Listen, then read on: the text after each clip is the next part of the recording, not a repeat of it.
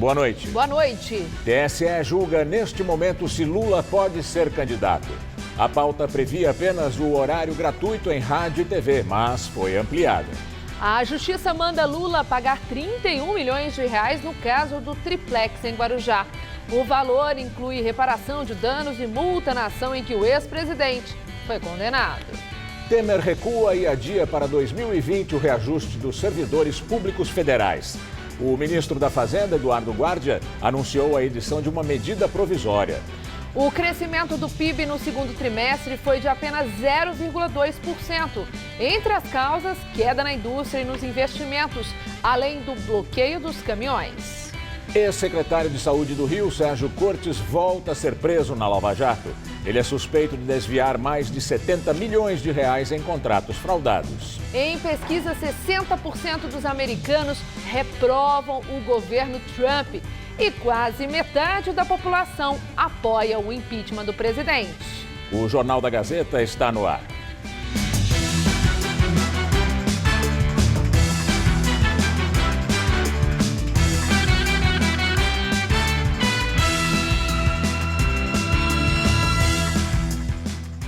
O Tribunal Superior Eleitoral julga neste momento se Lula pode ser candidato à presidência da República pelo PT. O primeiro a votar vai ser o relator Luiz Roberto Barroso. O ministro começou a ler o voto dele agora há pouco. Ele disse no começo de sua fala que, se possível, evitaria estar na situação em que está.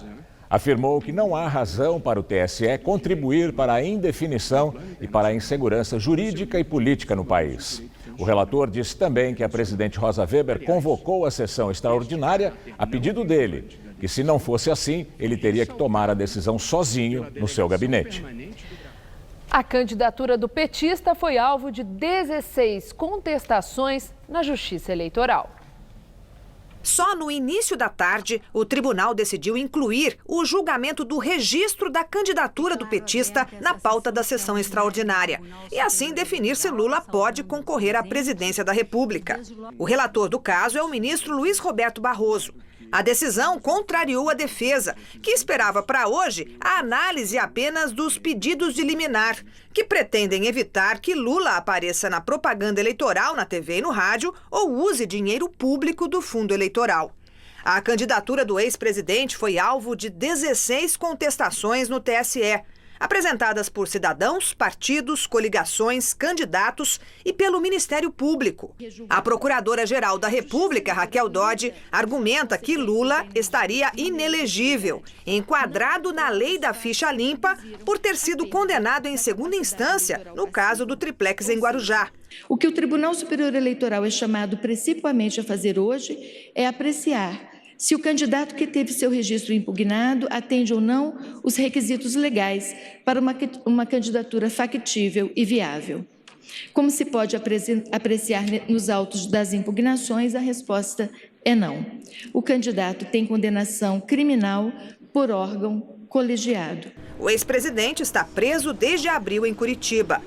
Os advogados do petista baseiam a defesa especialmente no que disse o Comitê de Direitos Humanos da ONU, que há 2 semanas recomendou que Lula não seja impedido de disputar a eleição enquanto estiver recorrendo da condenação na Lava Jato. Um tribunal superior brasileiro deve receber uma decisão da Organização das Nações Unidas que pede, que clama: respeite os direitos políticos do senhor Luiz Inácio Lula da Silva, sob pena de perecimento do direito. Não acreditamos em voluntarismo. Essa decisão marcará a história do direito internacional brasileiro. Se o Tribunal Superior Eleitoral decidir que Lula não pode concorrer, a defesa já avisou que vai lançar mão de todos os instrumentos possíveis para contestar. O ex-presidente pode recorrer ao próprio TSE ou ao Supremo. Também pode pedir ao Superior Tribunal de Justiça que suspenda o efeito da lei da ficha limpa. De qualquer forma, pela regra, o PT tem até o dia 17 de setembro para substituir Lula por outro candidato. Se isso acontecer, o nome provável é o do ex-prefeito de São Paulo, Fernando Haddad. Se a decisão de hoje for favorável ao petista, os autores das contestações e o Ministério Público podem recorrer. E nós voltamos em instantes com mais informações sobre o julgamento no TSE. Vamos ao comentário de Josias de Souza, direto de Brasília. A sociedade brasileira está traumatizada e dividida. A sucessão presidencial seria uma oportunidade para resolver os dois flagelos. Mas são pequenas, muito pequenas, diminutas, as chances de as urnas de 2018 produzirem a superação dos traumas e a reunificação do país. Deve-se a turbulência atual a 3 fatalidades: a reeleição de Dilma e o desastre econômico e ético que conferiu à vitória ares de estelionato eleitoral, o impeachment de Dilma e as fraturas políticas produzidas por ele, e a ascensão ao trono de Temer e seu grupo político, tão viciado em balcão e dinheiro sujo quanto a facção petista desalojada do poder. Não bastassem o estelionato eleitoral de 2014, o impeachment que se seguiu ao desastre ético-econômico do petismo e as malas de dinheiro da era Temer, a Lava Jato fez de Lula um líder de pesquisas inelegível. E essa inevitável inelegibilidade tornou Lula um candidato imbatível ao posto de fantasma do próximo governo. Elegendo-se um poste petista rival, Lula irá infernizá-lo. Em qualquer hipótese, sobreviverá às urnas. Boa noite. Fernando Haddad, do PT, vice-presidente na chapa do ex-presidente Lula, disse que, independentemente do resultado do julgamento sobre a candidatura no TSE, o PT só vai tomar uma decisão sobre as eleições depois de um encontro com o ex-presidente na próxima segunda-feira. Haddad criticou a decisão do TSE de votar hoje sobre o registro da candidatura e disse que o prazo para as alegações finais da defesa de Lula não foi respeitado. Ele afirmou também que o que está em jogo é o direito do povo eleger seu presidente. Um novo capítulo sobre os influenciadores digitais pagos para elogiar candidatos do PT nas redes sociais. A empresa que está por trás das ações de pequenas companhias de tecnologia também atende a outros partidos, além do PT, acusado de prometer dinheiro em troca de citações positivas para nomes da legenda. Petistas e adversários atendidos pela mesma empresa envolvida no episódio dos posts pagos no Twitter. A agência é a Fórmula Tecnologia. Foi ela quem desenvolveu o aplicativo que serviria de base para elogiar candidatos petistas nas redes sociais. A empresa funcionaria como uma central de outras pequenas companhias da área. O dono é o deputado federal do PT, Miguel Correia. Ele declarou que a atividade empresarial que faz não tem relação com as ações parlamentares ou mesmo partidárias. Um exemplo seriam os clientes que tem, de vários partidos, inclusive adversários diretos.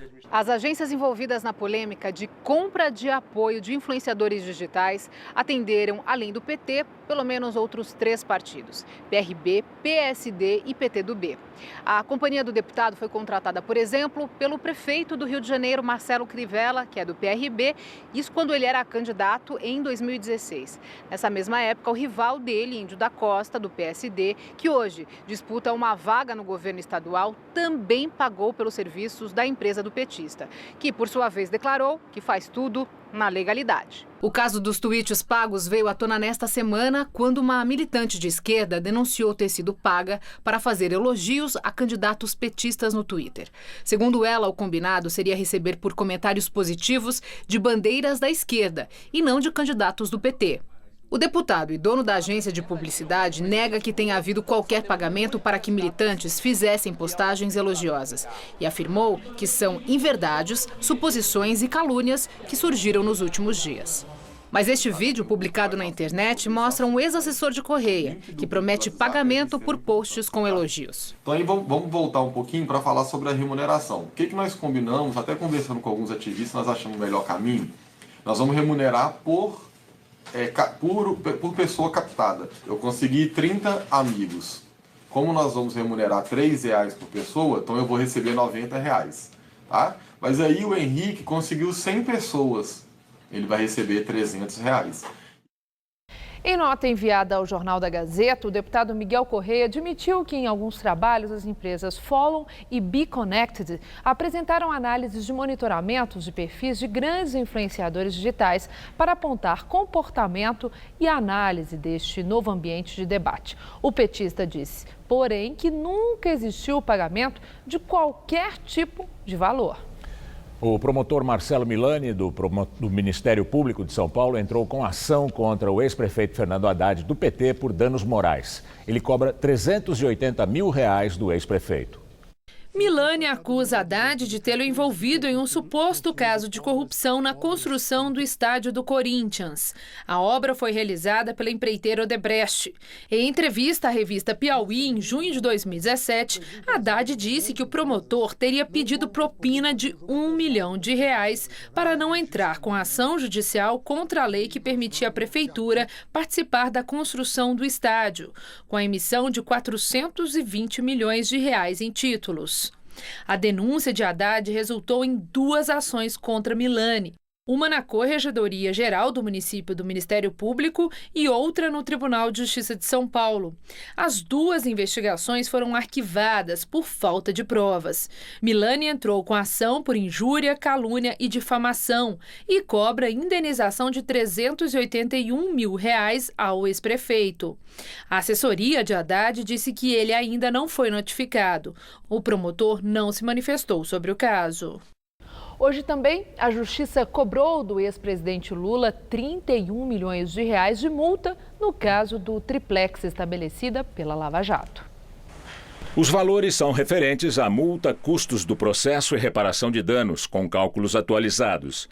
De acordo com a decisão, Lula tem 15 dias para pagar ou então apresentar uma proposta para parcelar os R$31 milhões. O ex-presidente foi condenado a 12 anos e 1 mês de cadeia por corrupção e lavagem de dinheiro na Operação Lava Jato.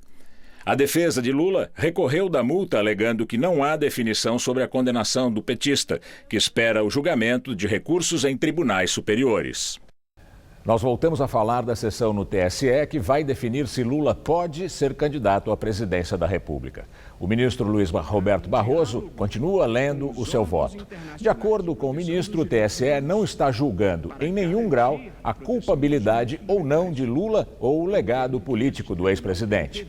O relator rebateu uma tese da defesa de Lula. Disse que o Comitê de Direitos Humanos da ONU é um órgão administrativo, sem competência jurisdicional, composto por 18 peritos. Por isso, suas recomendações não têm efeito vinculante. Os candidatos à presidência fizeram campanha nas regiões Norte, Sul, Sudeste e Nordeste. Marina Silva, da Rede, fez campanha no Rio de Janeiro. De manhã, participou de sabatina na Federação das Indústrias. A candidata defendeu a aprovação da reforma tributária para impulsionar o setor industrial. Criticou o adversário Jair Bolsonaro. Disse que o oponente tem muita proposta sem propósito. O candidato do PDT esteve em Santa Catarina. Ciro Gomes visitou Lages. Ele criticou a decisão do Supremo Tribunal Federal, que liberou a terceirização em todas as atividades. Ciro disse que terceirizar atividade fim é praticamente uma volta à escravidão. Irônico, disse que já o Brasil vai revogar a Lei Áurea. Jair Bolsonaro fez campanha em Rondônia, na região norte do país. O candidato do PSL foi recebido por apoiadores no aeroporto de Porto Velho. No saguão, agradeceu ao público presente. Afirmou que todo reconhecimento e respeito da população é fruto de anos de trabalho intenso. De lá, saiu em carreata. Geraldo Alckmin, do PSDB, visitou o Ceará. Se encontrou com Maria da Penha, a ativista que deu nome à Lei de Combate à Violência contra a Mulher. O tucano defendeu parcerias entre os governos federal, estaduais e municipais para ampliar o número de centros de atendimento a mulheres vítimas de violência. E atenção para as datas dos debates eleitorais aqui na TV Gazeta, em parceria com Estadão, Jovem Pan e Twitter. Os candidatos a presidente da República vão se enfrentar no dia 9 de setembro, domingo, a partir das 6 da tarde. Os candidatos a governador do estado de São Paulo vão se enfrentar no dia 16 de setembro, domingo, também a partir das 6 da tarde. Você já pode mandar suas perguntas em vídeo no Twitter para os debates com o hashtag Gazeta Estadão JP. Vamos ver agora como foi o dia de campanha dos candidatos ao governo de São Paulo. Márcio França, candidato à reeleição pelo PSB, começou o dia em Atibaia e depois foi para a Baixada Santista. Em entrevista, prometeu aumentar o efetivo policial da região e reconheceu problemas na área de saúde, mas garantiu a abertura de novos leitos hospitalares.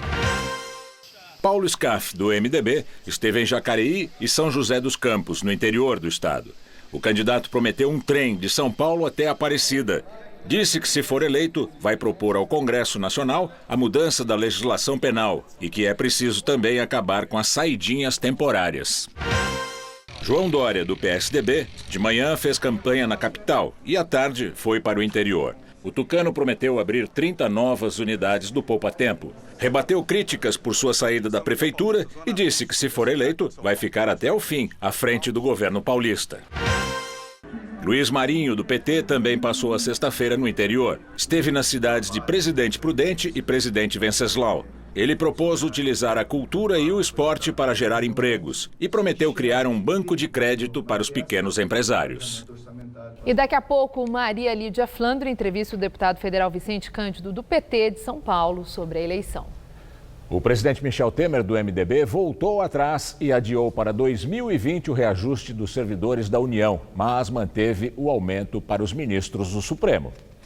Anteontem, o presidente tinha decidido manter o reajuste para o ano que vem, mas mudou de ideia depois da reunião com a equipe econômica, que de novo alertou o presidente sobre os custos. É uma medida de prudência, de conservadorismo e de cautela na elaboração do Orçamento Geral da União, porque o que nós quisemos fazer foi, caso a medida provisória não seja aprovada, nós já enfrentamos a questão de preparar um orçamento compatível com essa realidade.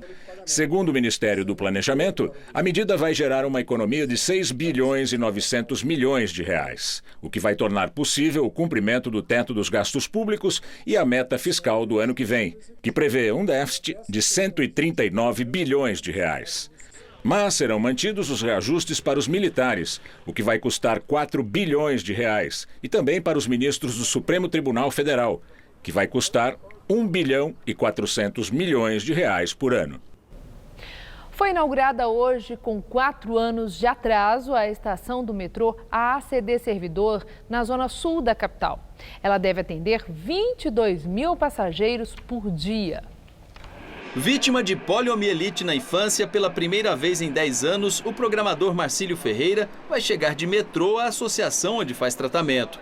O desembarque é na estação ACD Servidor e na plataforma ele logo encontra um elevador. A estação ela está sim preparada.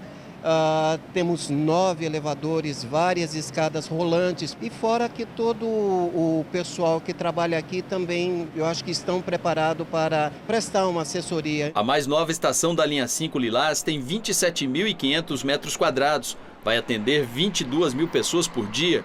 É o caso de Emerson Freitas, de 5 anos.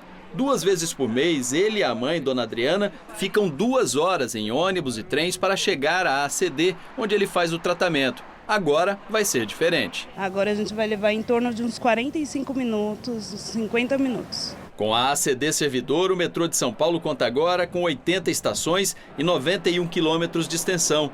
Esta é a 13ª da linha 5 Lilás, que começa no Capão Redondo e, quando estiver pronta, irá até a Chácara Clabim, na Zona Sul.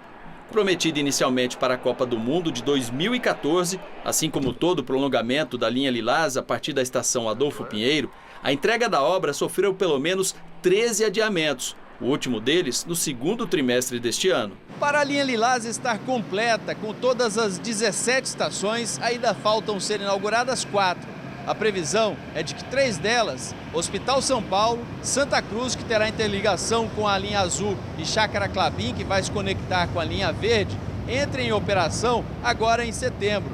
E a última, a estação Campo Belo, em dezembro.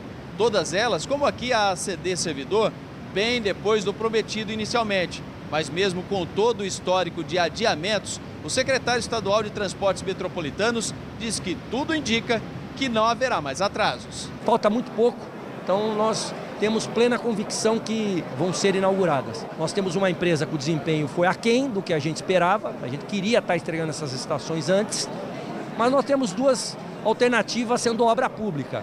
Ou nós multamos e cobramos a empresa para que ela entregue, ou nós temos que rescindir o contrato e fazer uma nova licitação que demora mais ainda o prazo. Quem utiliza a linha Lilás com frequência, como seu Nelson, não tem certeza, mas quer ter a esperança de que agora as previsões serão cumpridas. A gente não pode falar do passado sem ver o presente, a gente tem que acreditar, né? Vai ter certeza?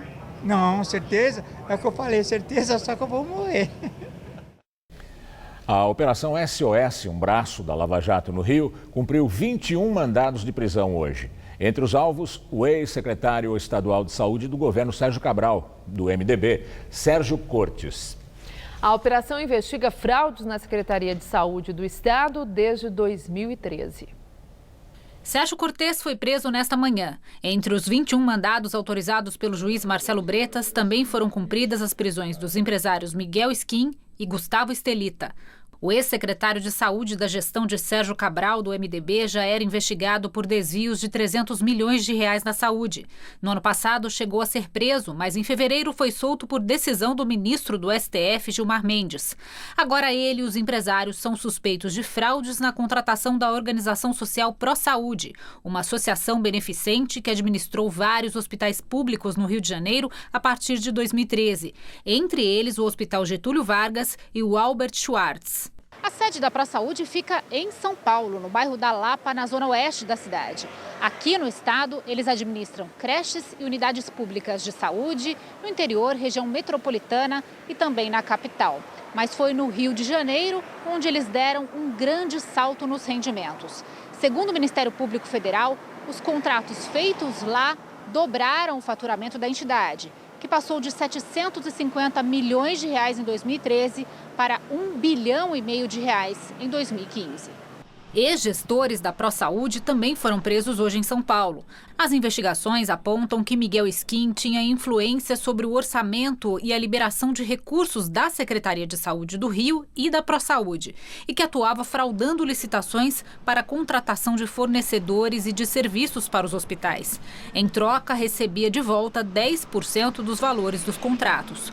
O MP diz que a propina era dividida entre Skin, Sérgio Cortes e Gustavo Estelita. O prejuízo calculado até agora é de 74 milhões de reais. A Justiça também determinou o bloqueio de 150 milhões de reais das pessoas e empresas investigadas. Em nota, o advogado da Pró Saúde, Roberto Podval, disse que a empresa tem colaborado com as investigações e que tem compromisso com ações para fortalecer sua integridade institucional. O ministro Luiz Roberto Barroso, do Tribunal Superior Eleitoral, ainda faz a leitura do voto sobre a candidatura do ex-presidente Lula.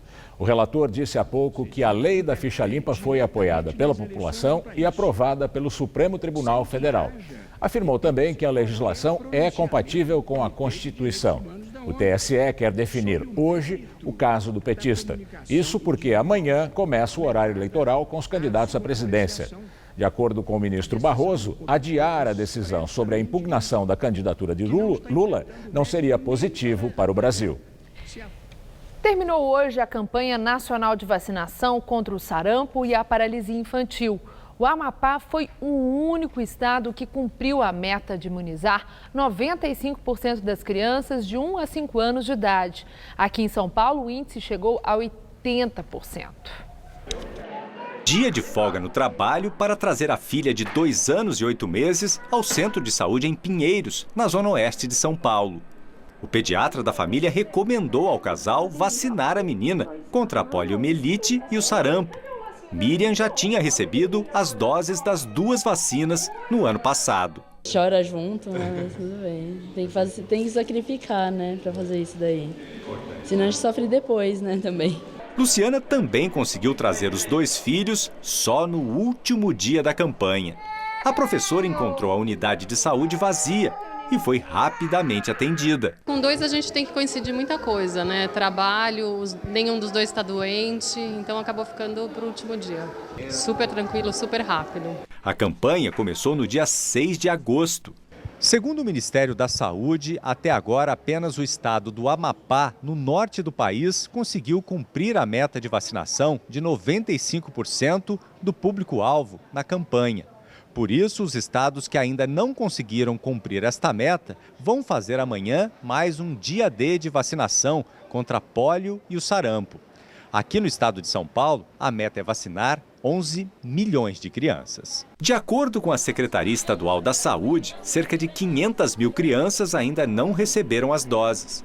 A diretora de imunização diz que falta pouco para a meta ser cumprida. A população tá entendendo a importância de vacinarmos adequadamente as nossas crianças. Algumas pessoas que não trazem seus filhos para vacinação com medo da reação. Não temos que ter medo da reação. Essas vacinas são extremamente seguras. Outra questão, contra o sarampo e contra a paralisia infantil, a melhor forma de prevenção é vacinando adequadamente as nossas crianças. Na capital paulista foram aplicadas mais de 940 mil doses das duas vacinas e a cobertura chegou a 80% na cidade. 80 postos de saúde vão abrir amanhã para dar continuidade à vacinação. O Brasil registrou de janeiro até agora 1.553 casos confirmados de sarampo. Já a poliomielite foi erradicada em 1994 e não há casos de paralisia infantil no país. A campanha é uma precaução. Patrícia trouxe o filho Rafik para ser imunizado neste posto de saúde na zona norte de São Paulo e aproveitou para colocar a carteirinha de vacinação em dia. É uma picadinha, a criança às vezes chora, mas é para o bem deles, né? O laudo da Polícia Científica do Paraná apontou que a advogada Tatiana Spitzner, que morreu ao cair, do quarto andar do prédio em que morava, não se jogou. O marido, que está preso, é suspeito de ter jogado a vítima da sacada, depois de uma série de agressões. Segundo o laudo, houve desequilíbrio involuntário da vítima ou abandono de corpo inerte. As duas hipóteses descartam que Tatiana tenha se jogado por vontade própria. A polícia científica chegou ao resultado após realizar 3 testes no prédio em que o casal morava, entre eles uma reconstituição com bonecos. Em nota, o Ministério Público do Paraná afirmou que o resultado da perícia confirma que o marido, Luiz Felipe Manvalier, jogou Tatiane da sacada cometendo feminicídio. A defesa do suspeito afirmou que vai aguardar a entrega dos laudos de necropsia. Tatiane Spitzner foi encontrada morta na madrugada de 22 de julho. Imagens de câmeras de segurança mostraram que ela foi brutalmente agredida por Luiz Felipe antes da queda. Nós voltamos com a sessão do TSE que julga se Lula vai ser candidato à presidência da República. O relator ainda está votando. O ministro Luiz Roberto Barroso começou a leitura do voto às 6h30 da tarde. Voltou a dizer que o TSE não é obrigado a seguir a decisão do Comitê de Direitos Humanos da ONU. O ministro afirmou que, por não haver restrições infundadas e sim restrições baseadas em lei, não vai acatar a recomendação do Comitê das Nações Unidas, que recomendou a permanência de Lula na corrida presidencial até a condenação final. Daqui a pouco, pesquisa aponta que 60% dos americanos reprovam o governo Trump e quase metade apoiam o impeachment do presidente americano. Até já! Comercial de investimento tem sempre uma pessoa famosa. Roupa executiva, um escritório com parede de vidro e vista panorâmica da cidade. Ah, e não esqueça da trilha de jazz.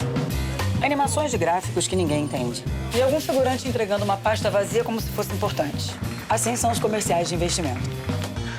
Mas o Banco do Brasil é diferente. Você investe direto pelo app de um jeito simples, fácil e descomplicado. Não importa o valor que você tem para investir. Banco do Brasil, mais que digital. Aos 26 anos, perdi os movimentos do pescoço para baixo. Desde então, eu nunca mais parei de me mexer.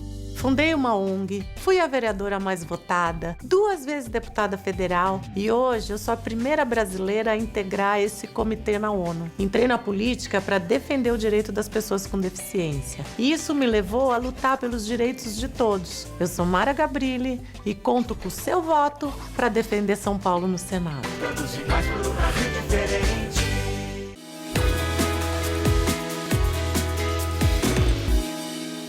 Durante a ditadura, o pai de João Dória, que era deputado federal pela Bahia, foi obrigado a sair do Brasil. E para ajudar a família, João começou a trabalhar cedo. Aos 13 anos, com a morte da sua mãe, ele teve que batalhar muito. De estagiário, virou empresário de sucesso e foi eleito prefeito da maior cidade do Brasil. Agora é hora de um desafio ainda maior. Como governador, vou ter mais força e condições para trabalhar por mais pessoas em todo o estado de São Paulo.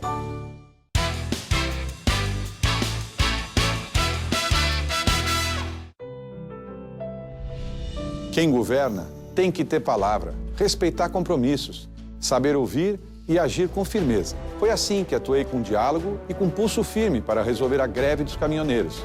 E na homenagem a Kátia, a policial que, com coragem, enfrentou um bandido na saída de uma escola. É assim que tenho trabalhado toda a minha vida. Eu sou Márcio França, o novo governador de São Paulo.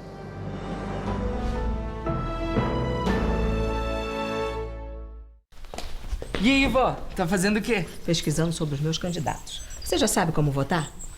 Ainda não. Não? Então vou te ensinar agora. Primeiro você vai votar para deputado federal. 4 dígitos e aperta confirma. Depois, para deputado estadual ou distrital, 5 dígitos e confirma. Aí, senadores, digita 3 dígitos e confirma. Faça 2 vezes para elegermos 2 candidatos.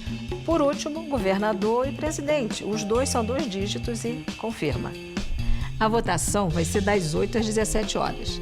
O primeiro turno é dia 7 de outubro e o segundo no dia 28 de outubro. Você vai precisar levar um documento oficial com foto e o título de eleitor. Quem tem biometria pode levar só o e-título no celular. Pode deixar. Valeu, vó. Peraí, como eu faço uma live para as minhas amigas aqui? Justiça Eleitoral. Pelo bem da nação, pela manutenção da família e em especial pelo povo de Deus, vote para deputado federal Cezinha de Madureira 5577. Campinas está abandonada. Você merece uma cidade mais humana. Peço seu voto para juntos iniciarmos essa transformação. Guilherme Campos, 5590. Quando surge a mudança, agora é a hora. Vote Mônica Oberdan Catani, 5565. 9 de setembro, 6 da tarde. Em parceria com o Twitter, Estadão e Jovem Pan, a TV Gazeta apresenta Debate 2018, entre os candidatos à presidência da República. Conheça as propostas e promessas que podem afetar você e sua família e faça uma escolha consciente.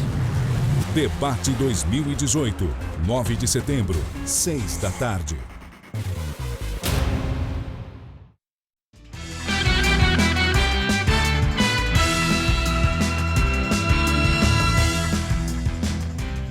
Pesquisa feita pelo jornal The Washington Post e pela emissora ABC News mostra que 60% dos americanos reprovam a gestão de Trump.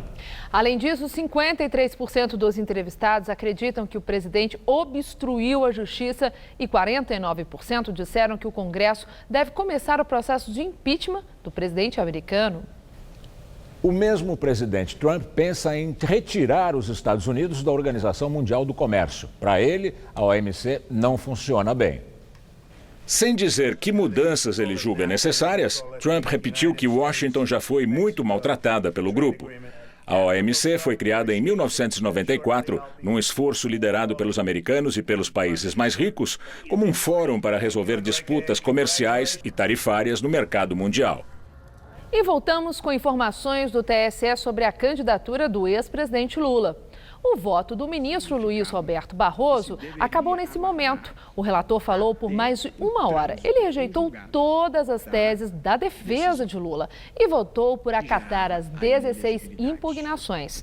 Agora, os demais 6 ministros ainda vão votar. Agora, o comentário de política sobre as decisões de Trump com João Batista Natali. É a terceira vez que Donald Trump critica malcriadamente a Organização Mundial do Comércio, a OMC. Mas agora, numa entrevista à agência Bloomberg, ele ameaça abandonar essa entidade internacional se ela não for reconfigurada para satisfazer os interesses dos Estados Unidos. Isso é um absurdo.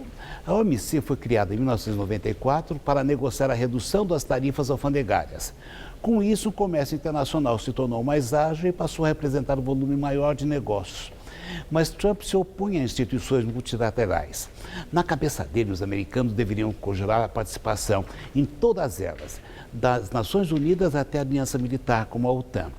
Por causa desse isolacionismo, os Estados Unidos já saíram da Unesco, que é a Agência da ONU para a Educação e Cultura, e também do Tratado Transpacífico, que seria uma zona de livre comércio entre os países americanos e as economias asiáticas. Os Estados Unidos estão comprando briga com o meio mundo no plano comercial. Tentam acabar com o NAFTA, que é a zona de livre comércio com o Canadá e o México. Impõem tarifas no comércio com a União Europeia e com a China. E, em represália, o resto do mundo também está limitando a entrada de produtos americanos.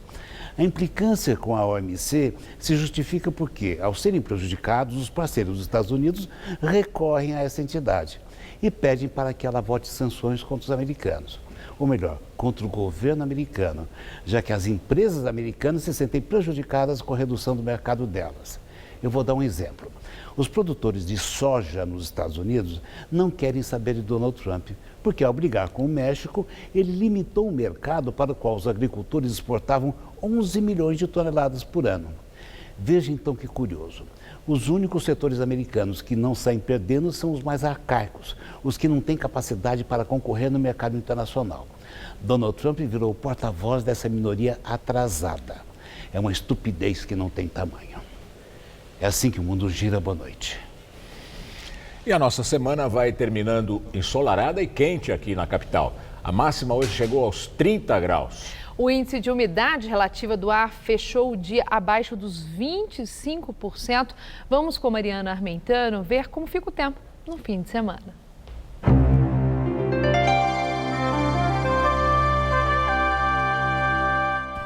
A promessa é de tempo firme, quente e ensolarado em quase todas as regiões, mas ainda tem muita chuva prevista em parte do centro-sul do país. Um sistema de baixa pressão predomina na costa sul do Brasil, formando áreas de instabilidade. E com isso, as pancadas de chuva devem ser frequentes amanhã em toda a região sul, até ali o Mato Grosso do Sul. E não se descarta chuva forte, tanto no sábado quanto no domingo, inclusive nas capitais. E olha, a partir de domingo, essas instabilidades vão avançando em direção ao sudeste do país. Vamos ver como fica a nossa tabela de temperaturas? Nesse sábado, na capital catarinense, muita chuva e termômetros entre 18 e 23 graus. Em Curitiba, chove mais à noite, à tarde a máxima vai aos 26. No Rio, nada de chuva e calorão na casa dos 36 graus. E em Natal, chuvinha rápida para refrescar os 31 graus previstos para amanhã. Para São Paulo, a previsão é de um fim de semana ensolarado e quente em quase todas as regiões, inclusive aqui na capital. Só no oeste paulista e nas áreas que fazem divisa com o Paraná, que as nuvens aumentam no decorrer do dia e chove entre a tarde e a noite. Mas o calor ainda é generalizado. A máxima amanhã vai aos 36 graus em Votuporanga e em Presidente Bernardes. Em São José do Rio Preto e na cidade de Ribeirão Preto, muito sol e calor na casa dos 35 graus. E no litoral faz 28 graus em Santos, onde o dia fica mais nublado, e 32 graus em Caraguá, onde o sol brilha forte. E o sol vai brilhar bonito também nesse fim de semana aqui na capital, viu? Olha só, nessa próxima madrugada, mínima prevista de 17 e máxima amanhã à tarde na casa dos 32 graus. Aí no domingo a máxima bate na casa dos 31, só que aí o tempo começa a virar e a semana começa com uma mudança. A segunda-feira promete ser chuvosa e bem mais fria, com mínima de 14 e máxima prevista só de 22 graus. O dólar caiu forte hoje e fechou cotado a R$ 4,07, queda expressiva de 1,8%. Mas, quando consideramos o acumulado só do mês de agosto, foi a maior alta da moeda americana em quase 3 anos. E se deve a 3 fatores da intervenção do Banco Central, alívio com a situação argentina e o início do julgamento pelo TSE da candidatura do ex-presidente Lula. O PIB brasileiro cresceu no segundo trimestre desse ano, segundo o IBGE. A alta foi discreta, de apenas 0,2%, mas dentro do previsto pelo governo e acima das expectativas negativas do mercado. O patamar é mesmo do primeiro trimestre de 2011.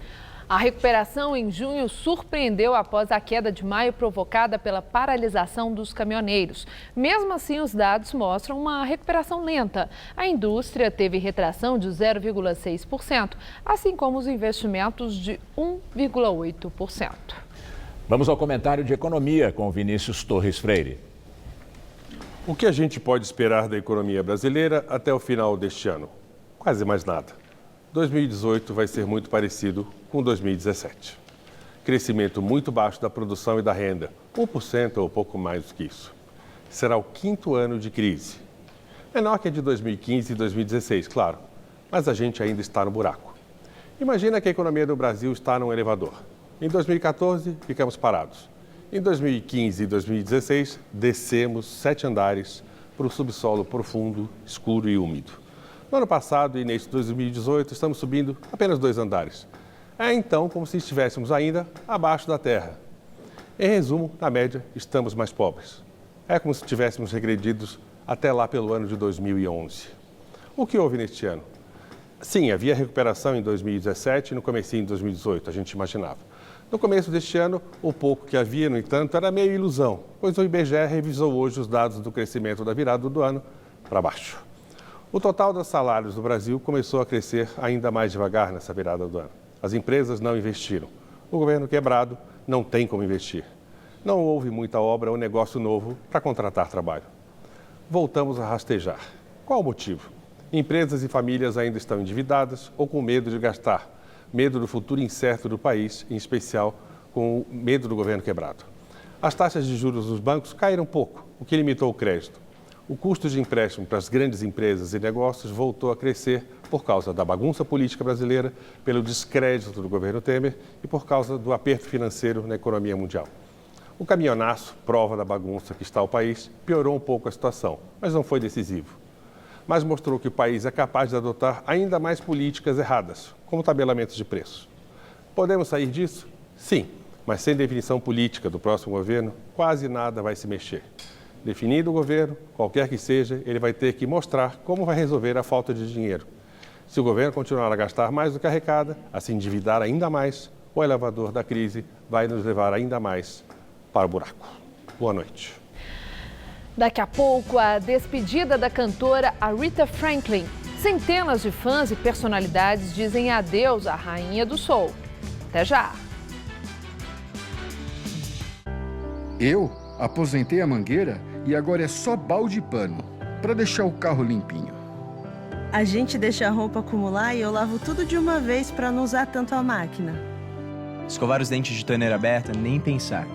É assim, com mais consciência, que todos os paulistas estão unidos para evitar cada gota de desperdício. Porque paulista não desperdiça tempo, nem oportunidades e muito menos água.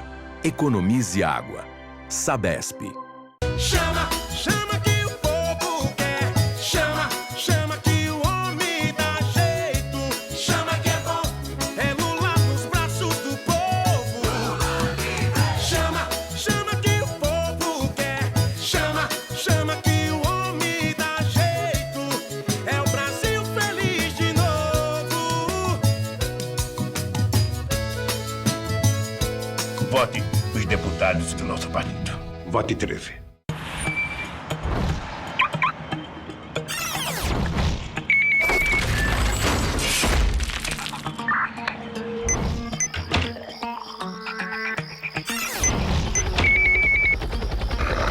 Segurança nunca é demais quando se trata do seu voto. A urna eletrônica possui mais de 30 camadas de segurança, não está ligada à internet e garante o sigilo das suas escolhas como eleitor. Tudo isso para que você vote com segurança. Justiça Eleitoral.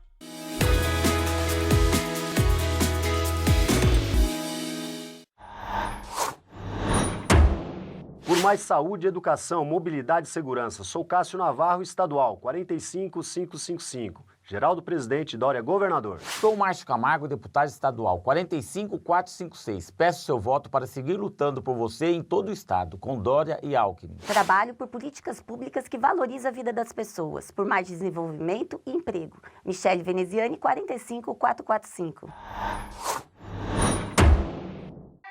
Tá a fim de escrever a sua própria história? Que tal dirigir a sua própria vida? Então corre pra cá, que a sua hora chegou. Bem-vindo ao Universo Casper, um lugar certo para você pensar, criar e questionar. Na Casper, razão e emoção se unem para fazer diferente, fazer melhor. E você, aceita o desafio? Tem muita coisa nova te esperando por aqui. Faculdade Casper Líbero, Vestibular 2019. Paixão por comunicação.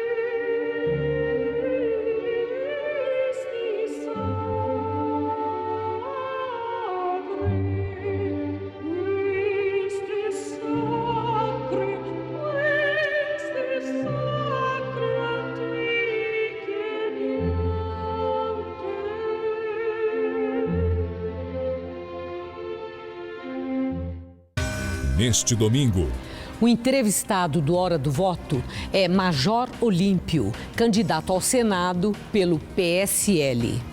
Hora do Voto, neste domingo, 11 da noite.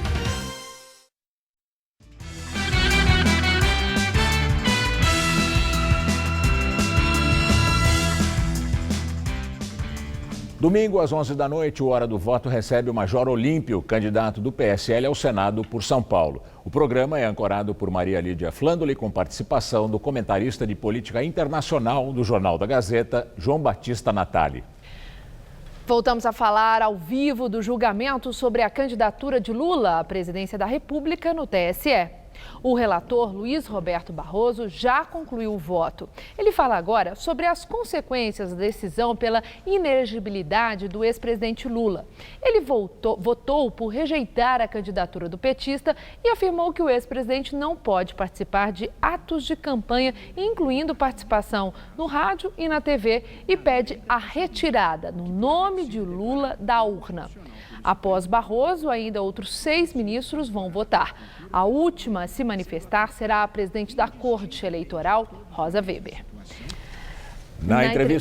Na entrevista do dia, hoje sou eu. Vai lá. Na entrevista do dia com Maria Lídia, os desafios do PT nas últimas semanas da campanha eleitoral. Entrevista o deputado federal Vicente Cândido, petista desde a fundação do Partido dos Trabalhadores, tendo extensa carreira política, onde já foi vereador, deputado estadual, deputado federal e também presidente do Diretório Municipal do PT em São Paulo. Nesse ano eleitoral, Vicente Cândido é o tesoureiro da candidatura de Luiz Marinho, candidato do PT ao governo paulista. Obrigada, Vicente Cândido, por estar conosco. Bom, deputado, nós acabamos de ver a notícia hoje acontecendo aquele julgamento que todos os olhares, estão voltados para o Tribunal Superior Eleitoral sobre o futuro da candidatura de Lula. O primeiro voto já foi dado pelo ministro Barroso e que ele votou pela inelegibilidade. No PT, vocês acreditam que Lula tem alguma chance nesse julgamento de hoje de ser considerado elegível? Não dá para acreditar na perseguição da justiça e o ministro Barroso está seguindo essa linha. Durante a semana até que teve alguns sinais de que ele poderia dar um voto já baseado na decisão da ONU, até pelas posições que ele tem defendido, mas procuramos nos conter e não acreditar naqueles sinais e demonstrou agora que é mais um ato de perseguição ao presidente Lula, injustamente, indevidamente, eu acho que com muita incoerência, inclusive, pela tua história e pelas posições jurídicas que ele defendeu ao longo da vida. Agora, deputado, e o PT, se com os pés no chão, vocês estão vendo a realidade dos fatos, a expectativa é essa de que a candidatura de Lula não subsista, o PT já se preveniu? O PT já decidiu o que é que vai fazer como vai recompor essa questão de quem vai representar, quem será o candidato à presidência da República. Haddad passa a ser o candidato e a vice a Manuela Dávila, ou existe a possibilidade de Lula indicar um outro nome? Já vou responder, mas só vou fazer uma correção na apresentação. Nada contra os tesoureiros, mas como é uma função insalubre hoje, ser tesoureiro de campanha, eu não sou tesoureiro, sou coordenador geral da campanha do Luiz Marinho aqui em São Paulo. Só uma correção, até porque se eu aceitar essa condição, eu vou ter que daqui a pouquinho responder também como tesoureiro e vou competir com o meu amigo. Eu agradeço a correção Rodrigo e peço Funchal, desculpas aí pelo lápis. Nenhum problema, nada contra os tesoureiros, mas só para essa correção, informação ao telespectador. O PT, apesar da perseguição, apesar dessa obsessão da justiça, né, querendo pegar o PT de alguma forma, sem aqui, eu já falei para você, sem aqui querer esconder erros que nós cometemos, nós estamos tranquilos. O PT está vivendo um dos melhores momentos da tua vida, nos teus quase 40 anos, no Brasil. As pesquisas mostram que o PT hoje tem 29% de preferência partidária, aqui em São Paulo 24%. Então, em cima dessa narrativa que o eleitor entendeu que há uma perseguição muito grande e que tem um partido que defende os trabalhadores no Brasil, o pequeno empresário, o empresariado nacional, a educação, a cultura, o esporte, é o Partido dos Trabalhadores. Há esse reconhecimento. E já decidiu quem ficará no lugar de Lula se acontecer se o que você prevê? Hoje aprovar a tese do ministro Barroso, nós temos nosso plano B, que é o nosso vice hoje, Fernando Haddad. É Haddad. Será o Haddad... será o Haddad depois de uma insistência muito grande. É decisão da cúpula do PT? Depois de uma insistência muito grande para cima do governador Jacques Wagner. Na Bahia não quis assumir essa tarefa, então será o Haddad o candidato e a Manuela Dávila a vice-presidente da República. E as pesquisas mostram também que o poder de indicação do presidente Lula, mesmo estando preso, é muito alto e nós vamos levar o candidato ao segundo turno e vamos ganhar as eleições. Porque quando bate proposta contra proposta, em defesa do Brasil, em defesa da soberania nacional, em defesa dos trabalhadores, em defesa da distribuição de renda, é o PT que é esse grande porta-voz. Eu não vejo nenhum outro candidato do outro lado com essas bandeiras e com legitimidade defendendo alguma bandeira popular, alguma bandeira de soberania nacional, alguma bandeira de defesa do emprego. Agora, Vicente Cândido, se acontecer de fato de Lula ser inelegível e continuar preso, ele não vai poder participar da campanha em nenhuma hipótese, quer dizer, nem no horário eleitoral e nem sair a campo, porque ele está lá detido. Isso reduz muito a perspectiva de Fernando Haddad de prosseguir, considerando que ele ainda não conseguiu, ainda não deu tempo dele compor uma imagem nacional, porque estava esse impasse, Lula que era o candidato, ele era o vice, ia começar. Vocês acham que vai dar tempo, no tempo que dispõe na televisão, sem a presença de Lula, que a transferência de voto, quer dizer, aquele poder do Lula na transferência de voto direto, ele não terá.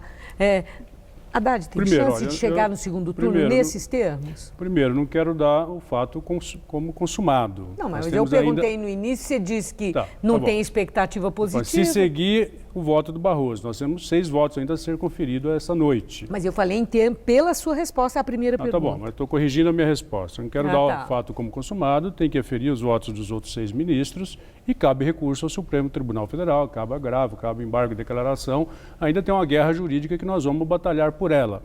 Enquanto não tiver autorizado e julgado que vai ao Supremo, o presidente Lula é candidato e nós vamos usar todas as imagens e os depoimentos que ele tem dado. O voto do ministro Barroso é mais uma excrescência, é mais uma agressão à liberdade de expressão e até os precedentes criados no Brasil.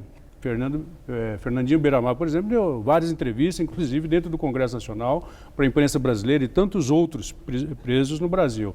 Então estão cerceando, diferentemente do que tratam outros presos, ao presidente Lula de se apresentar no vídeo. Se não for o discurso, se não for a narrativa, se não for a voz do presidente Lula, acho que as imagens nós poderemos usar. Seria um absurdo não poder. Acho que com toda essa história, com todo o acabouço que nós temos gravado de imagens do presidente Lula, nós vamos manter o presidente Lula presente na campanha enquanto candidato e espero que o Supremo possa corrigir uma possível aberração do TSE e, se não for, lá no limite, nós temos história, temos grife, temos preferência partidária para que a gente possa levar qualquer que seja o candidato do PT para o segundo turno. Bom, agora eu quero saber, é verdade que o ex-ministro Gilberto Carvalho, numa entrevista à Gazeta do Povo no Paraná, ele disse que se Haddad for eleito, é Lula que vai governar, porque ele não vai ficar preso para sempre, e aí, sendo eleito presidente da República, uma pessoa do PT, ele poderá ter um indulto, essa coisa toda, aí ele vai direto para o Palácio do Planalto e é ele quem vai governar e não o presidente eleito, no caso, se for Fernando Haddad. Isso é verdade? Bom, não posso afirmar, eu não li a entrevista do Gilberto Carvalho, não sei em que contexto ele disse, mas a minha opinião Lula não sendo candidato, Haddad candidato, ganhamos as eleições, nós vamos, inclusive, consertar a justiça brasileira. Nós vamos fazer correções nas distorções da justiça brasileira. Nós vamos esperar aí um outro Supremo, um outro TSE, não essas aberrações de juiz de primeira instância, hoje mandando mais do que as cortes superiores. E dentro dessa lógica, o presidente Lula será solto. E eu, como presidente da República, se fosse eu, levaria o presidente da República, um ex-presidente da República, para o meu governo. E a presidente Dilma errou não ter levado o Lula antes, né, da medida do ministro Gilmar Mendes, proibindo dele ser ministro. Devia ter levado antes. Se tivesse levado como o presidente Lula ou para o governo, teria sido um outro governo. Acho que não teria... Como auxiliar ou para governar? Como auxiliar, como auxiliar. Ele pode escolher a pasta que ele quiser como ministro da República. Terá toda a legitimidade para ajudar a governar. O povo não vai entender o presidente Lula no banco de reserva, sendo que o Brasil precisa de tantas lideranças como ele. Bom, a última questão é o seguinte, por que Vicente Cândido não é candidato à reeleição, considerando que a probabilidade da sua reeleição é muito elevada, né? Além de garantir o lugar na bancada do PT, com essa probabilidade elevada, também carrega mais votos para a sigla. Por que você desistiu? Maria Lídia, eu tinha um compromisso com meus correligionários, já desde 2010, que se não tivesse uma reforma política decente, uma reforma política mais radical, eu não seria mais candidato. Hoje o Congresso Nacional é uma fábrica de maluco. O sistema político, assim, a pessoa não pode ser sã para ser candidato hoje. De financiamento, questão partidária, você elege um presidente da República com 50% do apoio da população e teu partido vai ter 15% ou 10%, aí você tem que fazer um governo de coalizão rasgando as tuas bandeiras que você pregou ali nas urnas. Uma campanha de deputado federal não pode continuar custando R$1 milhão, 2, 3, 4 milhões de reais, como ainda vai custar. Ou seja, essa eleição tende a ser uma das eleições mais esquizofrênica e talvez mais criminosa da história do Brasil. E por isso eu decidi não ser candidato, mas quero continuar militando e ajudando o meu partido e ajudando o Brasil. Muito obrigado, deputado. Uma boa noite. Boa noite. Muito obrigado a você. Gamberini. Fãs e estrelas do show business americano prestaram hoje homenagens à rainha do soul, Aretha Franklin. O corpo da cantora chegou num cortejo cheio de Cadillacs cor-de-rosa. O funeral, que começou de manhã, deve ir até a madrugada, com shows de Stevie Wonder, Chaka Khan e Jennifer Hudson. O ex-presidente Bill Clinton é um dos oradores da cerimônia. Milhares de fãs enfrentaram longas filas nos últimos 4 dias para prestar homenagem à cantora no velório público. Aretha Franklin morreu no último dia 17 e vai ser enterrada no cemitério Woodlawn, em Detroit, numa cerimônia só para a família e amigos. O Jornal da Gazeta termina aqui. A edição de hoje pode ser vista no site do Jornal da Gazeta. Uma boa noite para você, um ótimo fim de semana. Boa noite, bom fim de semana e até segunda.